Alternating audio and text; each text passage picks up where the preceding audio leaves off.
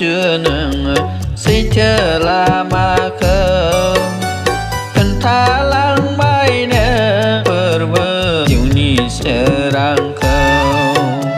đình chi lang bay di xưa nương xây chờ là mà khâu cần tha lang bay nè bơ chiều ni serang khâu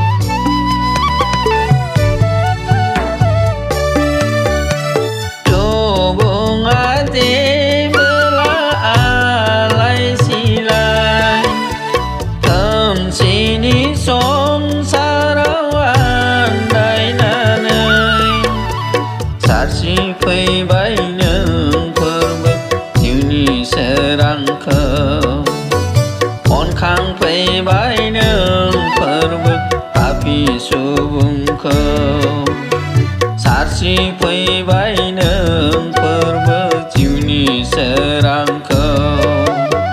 on khang phơi bay nương phơi bơ papi subung khâu đình chi lang bay di xưa nương xây thơ là ma khâu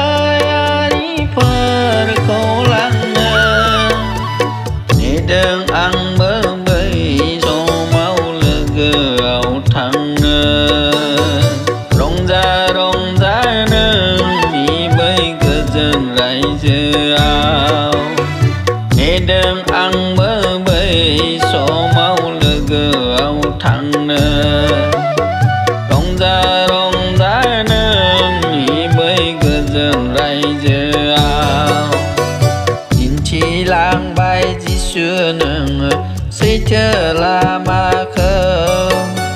cần tha lang bay nè bơ chiều ni serang khâu đình chi lang bay di xưa nương xây chờ là mà khâu cần tha lang bay nè bơ chiều ni serang khâu